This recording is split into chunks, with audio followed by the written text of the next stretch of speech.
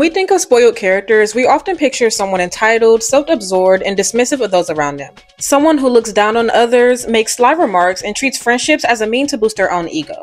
But Charlotte, or Lottie from The Princess and the Frog, is nothing like that. Lottie is undeniably spoiled. She's the daughter of one of the wealthiest men in New Orleans, she gets everything she wants, and she's been pampered her entire life. But what makes her stand out is, despite her privilege, she's not rotten. She's not cruel, condescending, or manipulative. In fact, she's the complete opposite.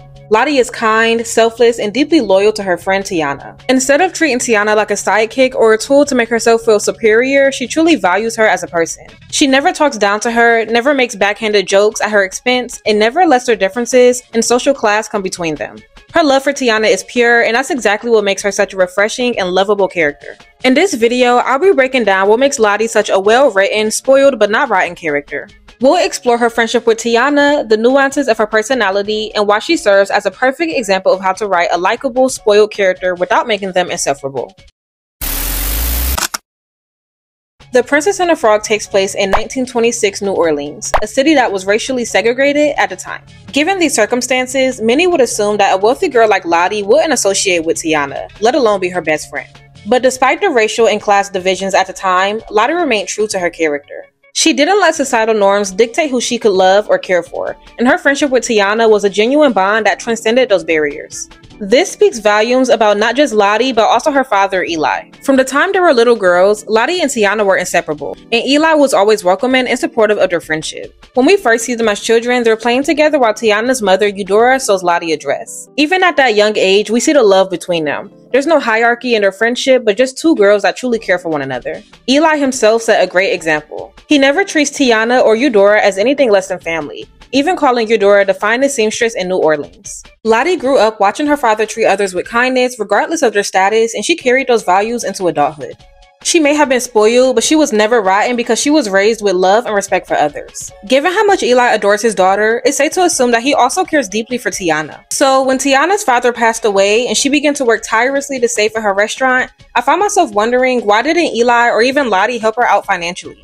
At first it seemed strange. Eli clearly had the means to help, and Tiana meant the world to Lottie. But the more I thought about it, the more it made sense. They probably did offer, but Tiana, being the hardworking and independent woman she is, likely turned them down.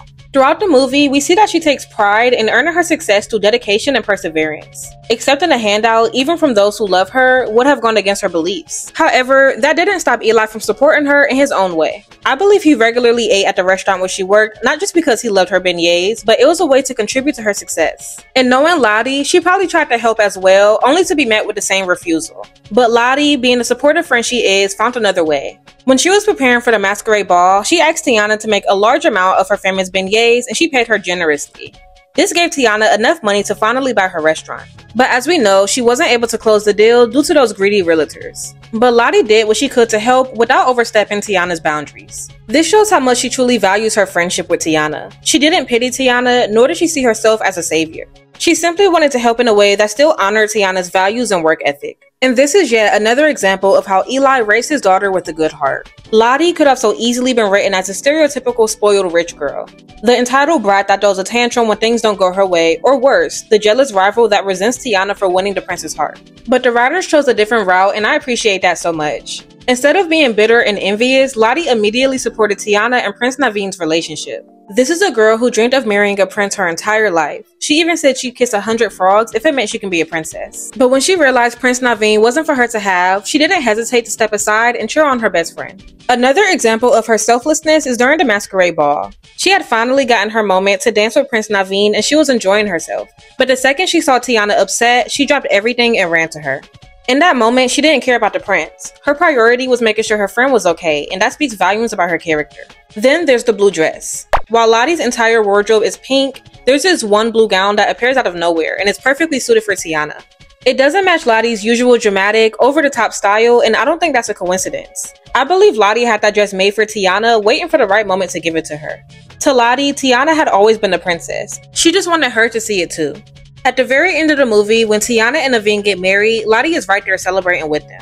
Not a hint of jealousy, just pure joy for her friend. Lottie is the perfect example of how to write a spoiled character without making them unbearable. She is wealthy, pampered, and a little dramatic, but at her core, she's loving, selfless, and kind.